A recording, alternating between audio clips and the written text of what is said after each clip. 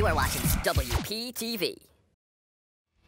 Welcome back to the desk. Spring training has finally arrived, and Steven, Jimmy, Joe, and Chris are here to preview the MLB season. First things first, fellas, big offseason acquisitions. Manny Machado to the Padres, 10 years, $300 million, and then yesterday it broke Bryce Harper to Philadelphia, 13 years, $330 million. It's ridiculous. Yeah. Steven, take us through these trades, and who would you rather have long term? First, I got to say, whoa. I mean, the amount of money being thrown around is insane. They were both projected to get about $300 million, and obviously they did. Who do I want for the next few years? You look at their career stats. Manny Machado, better overall hitter, 282 average compared to 279. Home runs, Bryce Harper a little bit more because he's a better power hitter, and fielding percentage, obviously they're both very good fielders. But Machado, that's where I draw the line. Manny Machado, two-time Gold Glover, and he's a Platinum Glove winner. That means he was the best defender in the AL. Best defender, okay? Bryce Harper, good outfielder. He's not a great outfielder, but he's a good outfielder. Hitting-wise, I know power hitting is starting to become the way of the game now. You look back at the 70s and 80s, it was more contact hitters and base running. Then you get to the early 90s, 2000s, you get guys like Mark McGwire and Barry Bonds who kind of changed all that. And today, you know, Bryce Harper, he's got some character issues. He causes a lot of fights with teammates. He doesn't run out all the time. I know Machado's got his Johnny Hustle comments coming at him. Machado's much better in the clutch, better in the postseason, better defending. Machado's, I consider, a five-tool player. Harper, I don't see the defense aspect of his game. I don't see the base running aspect of his game either. I didn't think I would hear a 1970s baseball reference on the desk today. Listen, you got to throw it out there. Jimmy, who do you got? Well, yeah, let me start out, just like Steve said, these contracts are crazy. You know, Manny Machado signs a 10-year, $300 million contract, biggest free agent contract in MLB history. A week later, it's broken. Money-wise, but me personally, I would take Bryce Harper. That lefty bat at Yankee Stadium could do some damage. Like, he could honestly be a consistent, like, 50-plus home run hitter. And the thing is with Manny Machado, sure, bringing him in would skyrocket the Yankees' chances of winning the World Series. Same with Bryce Harper. But the thing is, though, you have Didi Gregorius on the DL. And I think a lot of Yankee fans don't understand. Over the offseason, many predicted that Miguel Andujar was going to get traded. They were never in on trading Miguel Andujar. They listened to offers. But I don't think they ever planned on it. Didi Gregorius will be back, might be back this season. That's kind of a question mark right now. The Yankees had two left fielders both leave in free agency last year in Brett Gardner and Andrew McCutchen. According to McCutchen, the Yankees never had any interest in signing him.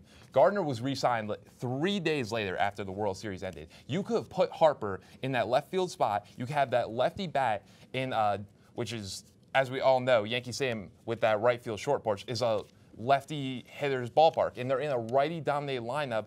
Okay, we thought last year when it came to lefties, we had Didi Gregorius, and we thought Greg Bird was going to be this amazing guy.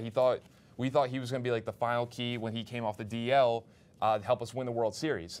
But instead, he came out and it looked like he might be a bust. So if you bring that lefty bat like Bryce Harper, you can have a more even lineup. And plus, like I said, he's a power hitter. He's hit 40-plus home runs before, and it's like.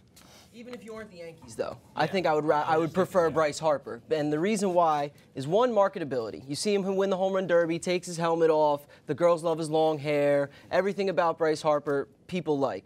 And the second thing is Manny Machado is going to be playing at Petco Park, Pitcher's Park. Citizens Bank Field is where Bryce Harper has his most career home runs outside of Nationals Park. So we talked a lot here about the Yankees already. Yes. Steven, take us through. They had an eventful offseason. Let's see what they did for us. Yeah, let's take a look at the transactions that they made, because they did make a lot. Obviously, they bring in the guy to replace Didi Gregorius, Troy Tulowitzki, okay? They get him on a pretty cheap deal, and they re-sign Aaron Hicks, good deal. They get the utility man they needed with DJ LeMahieu. James Paxton, the starting pitcher that they desperately needed, they finally bring him in. And they get the bullpen help with Adam Ottavino, one of the top guys in the league. They did lose David Robertson, Andrew McCutchen, Sonny Gray, and Lance Lynn. Not the best names there to lose. And when you see how it translates to the opening day lineup, you're going to have, we created this, meet you, Joe and Jimmy. You see they have Aaron Hicks leading off their big man, Aaron Judge, Giancarlo Stanton. We assume Luke Voit is going to win the first baseman job. Gary Sanchez, Miguel Andujar, Tulo at that 7th spot, Glaber, and Brett Gardner rounding it out with Luis Severino pitching. So they did make some good moves. So Chris, we'll go to you on the opposite end of the New York fan base, as you see there, the projected starting lineups that Steven created. How would you grade the offseason acquisitions of the Yankees? I'm going to have to give them a B. And the reason why I give them a B is because they didn't get their big guys like Machado or Harper, and they were even in on Patrick Corbin, and they couldn't get him. But in my opinion, James Paxton's better, an upgrade from Corbin, and that left-handed starting pitcher is exactly what the Yankees need, in my opinion. Joe? Yeah, I have to agree. The Yankees are definitely in the B range for me, and the only reason why they're in that range is because the recent extensions of Aaron Hicks and Luis Severino. Those guys are going to be key parts of this team going forward. But I gave them a B- because when you came into the offseason, you see 3 of the top-flight free agents out there, and the Yankees have been saving and pinching pennies for years for these free agents, and they didn't get them. And they ended up with Troy Tulowitzki, who is a shell of his former self, and re-signing guys like Brett Gardner and Jay Happ, who they had last year, and it amounted to an early exit in the playoffs. Jimmy, what do you have? Yeah, I'm going to give the Yankees a B+, and the reason I don't bring them into the A range is because they get one of these big-name guys. Like, going into the offseason, the 3 big names for the Yankees were probably Corbin, Harper, and Machado. They didn't get any of those guys, but they did make some solid, like, backup moves, like signing LeMahieu and Tulowitzki. Yeah, like you said, Joe, Troy Tulowitzki, he's been as injury-prone as they can get these past couple seasons. But we know the potential that he brings to the table if he can stay healthy. DJ LeMahieu, very good fielder, won the batting title a couple years ago. James Paxton could absolutely be a Cy Young candidate.